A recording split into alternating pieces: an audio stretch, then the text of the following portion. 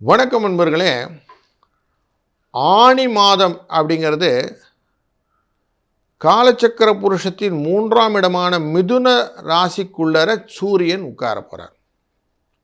இந்த சூரியனானவர் 5ஆம் இடத்துக்காரர். புத்திசாலித்தனம், அறிவு, தன்னை உயர்த்தி கொள்ளக்கூடிய அந்த ஸ்மார்ட்னஸ், இது எல்லாத்தையுமே இந்த 3ஆம் இடத்துல முயற்சிக்குள்ளர கொண்டு வந்துடுவார். அவருடன் சேர்ந்து புதனானவர் உட்கார போகிறார். 3ஆம் இடத்துல ஆட்சியாக உட்காருவார். இந்த ஆனி மாதத்துக்கு இன்னொரு பேர் என்னென்னா ஜேஷ்டை மாதம்னு பேர். ஜேஷ்டைனாக்க கேட்டை நட்சத்திரம்னு பேர். கேட்டை நட்சத்திரம் விருச்சிக ராசியில் வரும்போது தான் பௌர்ணமி இந்த மாதத்தில் வரும். ஒரு மாதத்துக்கும் பேர் இப்படி தான் அமையும். பௌர்ணமியில் வர வர அதுக்கு பேர் அமைச்சிடுவாங்க. அப்போ ஜேஷ்ட மாதம். அப்போ அஷ்டமத்திலே சந்திரன் வருவார் காலச்சக்கர புருஷத்தினே.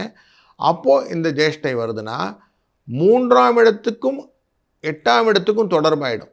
அப்போது உங்களுக்கு பல புதிய அந்த எக்ஸ்பென்சஸ், அதுக்கப்புறம் அது எக்ஸ்பெண்டிச்சர், எக்ஸ்ப்ளோர்டு ஆப்பர்ச்சுனிட்டி, இதெல்லாம் கிடைக்கக்கூடிய வாய்ப்பு இந்த சூரியனும் சந்திரனும் கொடுக்க இருக்கிறார்கள். இதனுடைய இன்னொரு எஃபெக்ட் பார்ப்போம்னா 8ஆம் இடம்னா கஷ்டம் அப்படின்னு இருக்கு இல்லையா. அப்போ மழை விஷயத்தில் போய் இப்போ வடநாட்டில் நிறைய மழைகள் கொடுப்பார். ஹிமாச்சலம் அப்படிங்கிற ஏரியாவிலலாம் கொஞ்சம் ஃப்ளட் ரிலேட்டடான விஷயங்கள்லாம் நிறைய நடக்கும். லேண்ட்ஸ்லைட்ஸ்.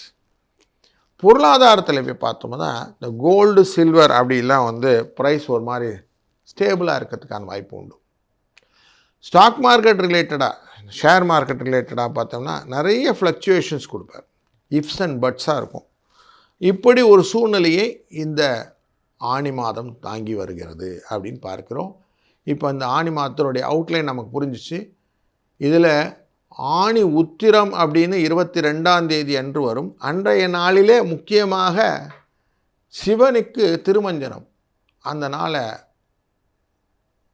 நடராஜ பெருமானுடைய அபிஷேக ஆராதனையில் பண்ணுவதனாலே சிறந்த பலன்கள் உண்டு. அதே மாதிரி ஜேஷ்டை அப்படிங்கிற இந்த பௌர்ணமி தினத்தன்று ஜேஷ்டாபிஷேகம் என்ற நிகழ்வுகள் சிவ வைஷ்ணவ கோயிலில் நடக்கும். இதனாலும் நமக்கு நல்ல பலன்கள் உண்டு.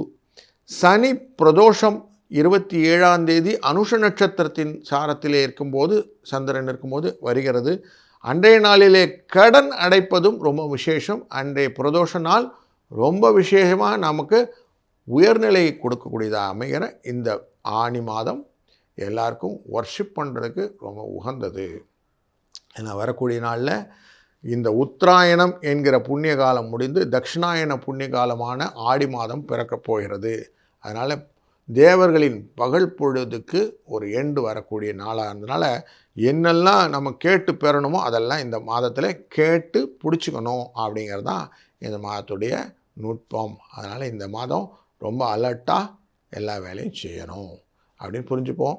ஒரு ராசிக்கு எப்படின்னு பலன் நம்ம தொடர்ந்து காண்போம். வாருங்கள். தனுசு ராசி நண்பர்களே, பூர்வ புண்ணியஸ்தானத்துக்காரர் காலச்சக்கர புருஷத்துக்கு உங்களுக்கு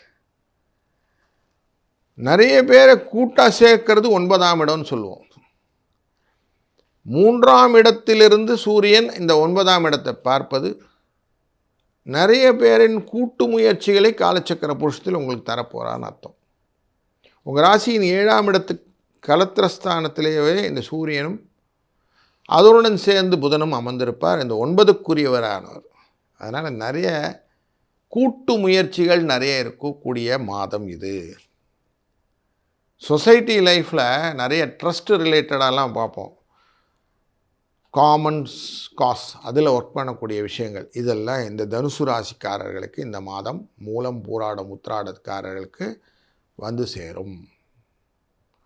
முக்கியமாக இந்த அஷ்டமம்ங்கிற பூச நட்சத்திரத்தில் சந்திரன் போகும்போது மாதத்தின் முதலே கொஞ்சம் உஷாராக இருக்கிறது நல்லது. அப்போல்லாம் கொஞ்சம் புதிய காரியங்களில் போய் கையெழுத்து போடுறதெல்லாம் வேண்டாம். ஜாமீன் போட வேண்டாம், கடன் வாங்க வேண்டாம், அதை அவாய்ட் பண்ணிடு.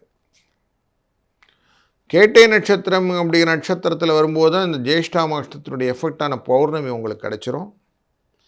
அந்த நாளிலே கொஞ்சம் மனநிலையில் கொஞ்சம் உற்சாகம் வருவதற்கான வாய்ப்புகள் உண்டு. சூரியன் உங்கள் ராசிக்கு 9க்குரியவர், 7லேருந்து பார்க்க போகிறார். அப்போ நிறைய பயத்தை உங்களுக்கு கொடுப்பார். தொடர்ந்து அலைச்சலை கொடுக்கக்கூடிய வாய்ப்புகளும் உண்டு. அப்போது அலைச்சல் அலைகிறோம், எதுக்கு அலையிறோன்னு புரிஞ்சுக்கோங்க. எங்கே போகிறதா இருந்தாலும் அங்கே அப்பாயின்மெண்ட் ஃபிக்ஸ் பண்ணிவிட்டு இருக்காங்களான்னு கேட்டுக்கின்னு அதுக்கப்புறம் போங்க. ஜஸ்ட் லைக் தட் போன பிறகு அப்புறம் பார்த்துக்கலான்னா அப்புறம் பார்த்துக்கிறது கஷ்டம்தான். இல்லறத்திலே ஒரு நல்ல புரிதல் இருக்கும். கொஞ்சம் சந்தோஷமாக இணக்கமாக இருக்கக்கூடிய வாய்ப்புகள் நிறைய இருக்குது. அதை கேபிட்டலைஸ் பண்ணிக்கோங்க. ஒருத்தருக்கு ஒருத்தர் புரிதலோடு இருந்து அண்டர்ஸ்டாண்டிங் பேசிஸில் நிறைய விட்டு கொடுத்தலோடு இருந்தீங்கன்னா நல்லது. உங்களுடைய 12ஆம் இடம் 2ஆம் இடம் இது ரெண்டுமே குரு உங்கள் ராசிநாதன் பார்க்குறார், 4ஆம் இடத்தையும் பார்க்குறார். அப்போ உங்களுக்கு பயணங்களும் சுகத்தருவதற்கான வாய்ப்புகள் நிறைய இருக்குது. குடும்பத்தில் பணம் வரும், கொஞ்சம் சுப செலவுகளையும் உண்டு. அப்போ சுப செலவுகளை எக்ஸ்ப்ளோர் பண்ணுங்கள். அந்த பணத்தை வச்சு வீட்டில் செய்யக்கூடிய நல்ல காரியங்களை செய்யுங்க. கஷ்ட நிவர்த்தி அப்படிங்கிறது எப்போ வரும்னா கடனை அடைத்தால் வந்துடும். இந்த மாதத்திலே உங்களுக்கு சங்கடகர சதுர்த்தி வருகிறது. இந்த சங்கடகர சதுர்த்தி ஜூலை 3ஆம் தேதி அன்று அவசியம் கடனை கொஞ்சமான அடைக்கணும்னு மனசில் வைங்க. கடன் அடையும். சனி பிரதோஷம் அன்று 27ஆம் தேதி அனுஷ நட்சத்திரமும் இருக்கும். அன்றைக்கி அந்த சனியும் அனுஷமும் இருக்கிற நாள்லையும் கடனை அடைங்க. பிரதோஷநாதனான சிவபெருமானை வணங்குங்க, நந்தி பெருமானை வணங்குங்க, வைஷ்ணவராக இருந்தால் நரசிம்மமூர்த்தியை வணங்குங்கள். ஆனால் அன்றைக்கி செய்ய வேண்டியது கடன் என்கிற ஒரு பகுதியான அடைக்கணும் எண்ணத்தை முதல்ல வைத்து கடன் அடைப்பது. 1000 ரூபா ஆனாலும் கடன் அடைங்க, டப்பு டிப்புன்னு கடன் அடையும். அப்போ உங்களுக்கு ஈஸியாக இந்த விஷயம் உங்களுக்கு நல்ல எக்ஸ்ப்ளோர் ஆகும். ஜூலை 14ஆம் தேதி சர்வ அமாவாசை தேதி ஆகிடும். அந்த நாளிலே இந்த முன்னோர் தர்ப்பணங்கள்லாம் செய்துவிட்டு அன்றைக்கி தான தர்மங்களை செய்யுங்க. வரக்கூடிய மாதத்தில் நல்லது நடக்கணும் இல்லையா? பொருளாதாரத்தில் வளர்ச்சி, அடுத்தடுத்த நிலைகளே நம்மளுடைய வாழ்க்கை நிலைமைகள், குழந்தைகள் விஷயத்தில் முன்னேற்றம், இதெல்லாம் வேணும் இல்லையா? இது எல்லாமே நமக்கு ஏற்படும். கொடுக்கல் வாங்கலில் சிக்கல் இல்லாமல் இருக்கணும் இல்லையா? அதுக்கு இந்த தான தர்மம் நமக்கு ரொம்ப ஹெல்ப்ஃபுல்லாக இருக்கும்.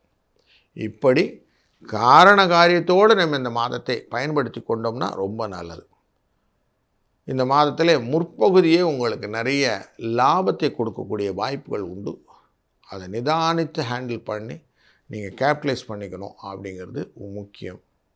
எதையுமே கொஞ்சம் பக்தியுடன், நார்மலாக சொல்லுவோம் ஸ்ரத்தா பக்தின்னு சொல்லுவோம், நேர்மையுடன் கலந்த பக்தி, அதை எதையுமே ஃபோக்கஸ்டாக இருந்தீங்கன்னா எனக்கு வர வேண்டியது கரெக்டாக வரும் அப்படின்ற நம்பிக்கையோடு செய்யுங்க. அந்த நம்பிக்கை உங்களை டெஃபினட்டாக நல்ல ஒரு மாதமாக இந்த மாதத்தை மாற்றி கொடுக்க வழிவகுக்கும் அப்படிங்கிறதுல மாற்று கருத்து இல்லை.